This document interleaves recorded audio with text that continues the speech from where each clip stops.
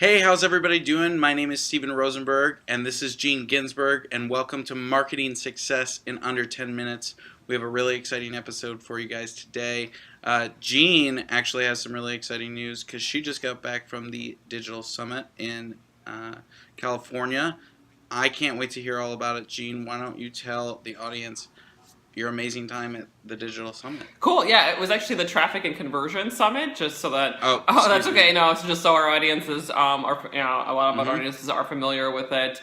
So yeah, it was a very exciting event. This was my third Traffic and Conversion Summit, and as many of you know, it's put on by digitalmarketer.com. Excellent organization. I've learned a lot of different things from the organization itself, but also from the Traffic and Conversion Summit. So this year, I feel like the takeaways were definitely Facebook Messenger and chatbots. And the other takeaway was your conversion, I guess, attribution. So one of the things is, go ahead. I just want to, just in case someone's not familiar, what is a chatbot? Oh, sure. I'll get into it like in a second. Okay, I was just gonna kind of talk about the top 2-level things that I learned from the Traffic and Conversion Summit and kind of my takeaways. So the second thing was the conversion funnel attribution. So the main thing that I feel like I've gotten in terms of that respect is that users and potential customers will need to see a lot of different touch points, or at least a few touch points, like not one touch point, in order to engage with you and purchase a product. So I feel like that was a really big key takeaway also. So I'll talk about both of them in more detail now. So in terms of Facebook Messenger, I'll start from the beginning. So I think a lot of you might know that Facebook has rolled out Facebook Messenger, I don't know, maybe 6 months ago or a year ago, and that's totally like normal, right? Like that's the way we communicate is through Facebook Messenger. I don't know what it used to be before, but basically they created like its own, like not a platform, but its own side of Facebook where you can message your friends and whatnot. And now it's a separate application. Yeah, so it's now a separate app. Yeah. So the thing that is new is that I think about a couple months ago, Facebook has now rolled out Facebook Messenger ads. So what you can do now is you can create an ad within your ads account that's a Facebook Messenger account. Now, why would you want a Facebook Messenger ads account?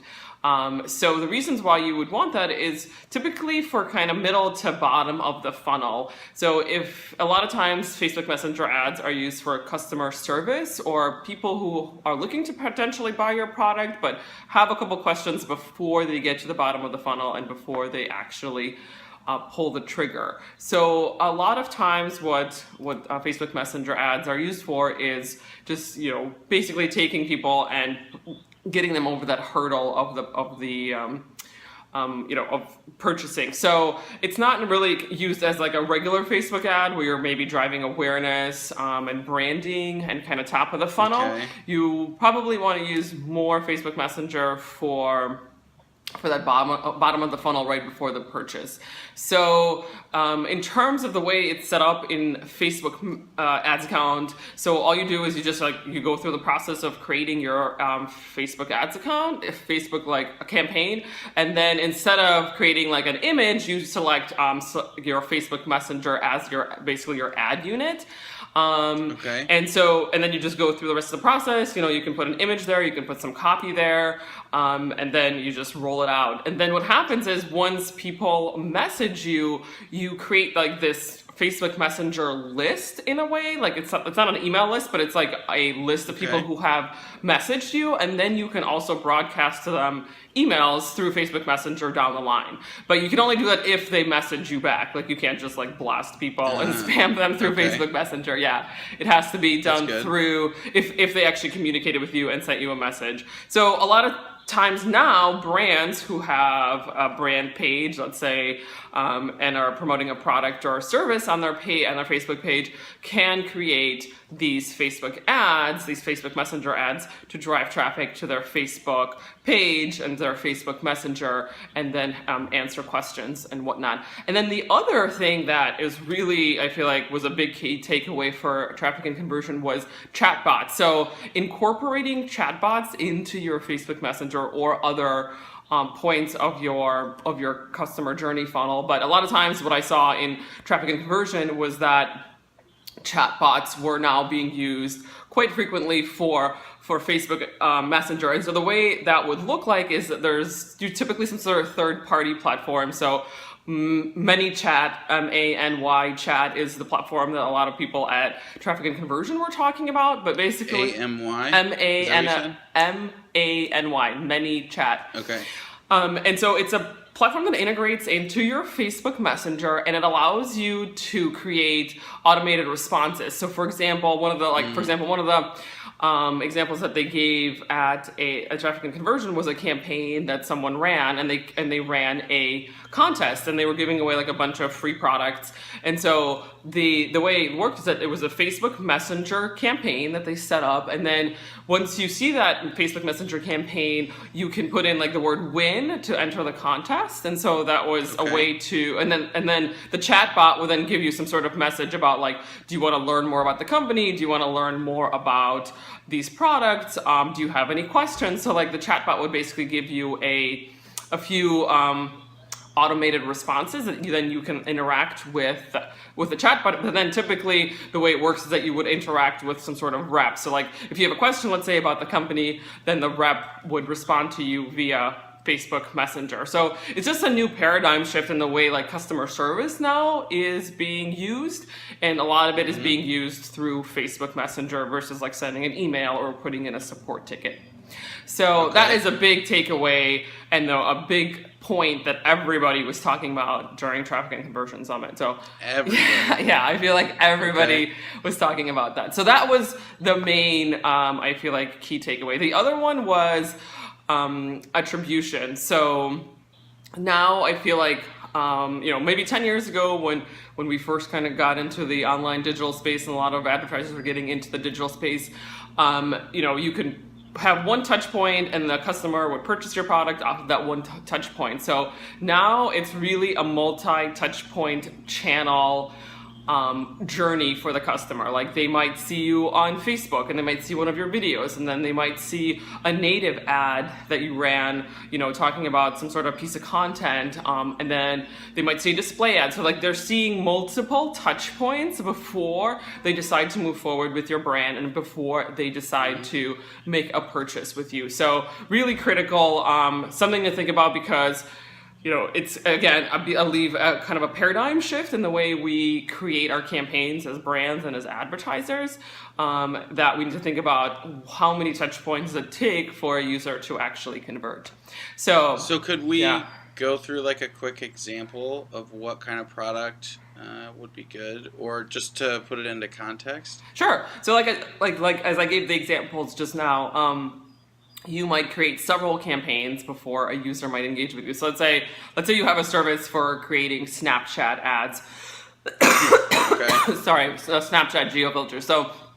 So you might create a video and put that on your Facebook page and run an ad, and people will see your video and they're like, oh, cool, that's interesting. Like there's an agency, Steven's agency, that creates Snapchat geofilters. Then you might create a blog post and run that through, let's say, native advertising channels, and people will like see your blog post and like, oh, I saw that guy on a video just a couple days ago.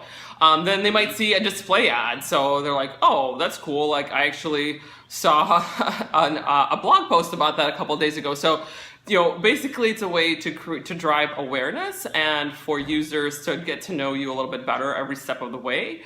And then they might see an ad where a retargeting ad at that point, because at that point they probably have gone through the awareness stage, and they see a retargeting ad on Facebook and they're like, oh, that's interesting. I actually do want Snapchat geofilters and I want somebody to do it for me. So I'm gonna sign up with Steven and go and then they basically purchase the whole service through, let's say, your online funnel or something like that. So that's just an example of how to use multi-touch points with your customers. So you're saying it's all about the branding? the creative side It's of it. branding, So but also it's touching content. Different. It's content. Yeah. I mean, right. Yeah, you want to share some valuable content for these individuals, and like maybe in your example, you want to create some case studies, right? So you have clients in the past that you've had who you've done your geo filters for, and they're like, oh, so it'd be great for new customers to see your case studies, and you're like, okay, I was working with this brand, and this is the campaign that we ran, and these were the results that we received, and it was awesome. And this is the ROI that the brand got through running this geo filters campaign, for example. So yeah, and that's interesting that you're talking about that. Kind of goes into my segue of, South by Southwest. I went to some different Snapchat panels with some major influencers. Serene Q, who I think makes like $500,000 a year using Snapchat, and Carlos Gil, and a bunch of these other players, and they were talking about the analytics and things of that nature on Snapchat and how to really build that brand and how to really start to monetize it over time. It was very informative. Yeah, very cool. Any other questions or anything that I talked about in the last? I know, like, it was a long-winded conversation, but I just wanted I also wanted to like share this because it's not just like, here are my takeaways from TNC, from traffic and conversion. It's also like, here are the things that you can go and do in your business and actually it's very implement. practical. Yeah. It's very, very practical, I think, and I think a lot of people that are watching will get value out of it because, if it's the thing that everybody was talking about at your summit, that means that the market is now going to start to adopt that. So being one of the first ones to really take that and run with it, I feel like you will get a much better advantage as to when 2 years from now, when everybody's doing it, there's going to be something else that comes along. So, yeah.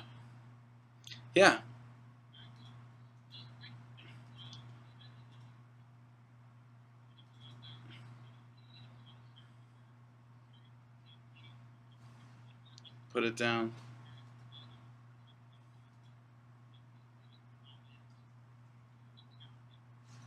Awesome. Thanks so much, Gene. Bye. Thanks so much for watching. We hope you'll continue to get involved and join us as we help you find success in your entrepreneurial journey. Please follow, like, and share with others who will find this beneficial. We'll see you on the next episode of Marketing Success in Under 10 Minutes with Stephen and Gene.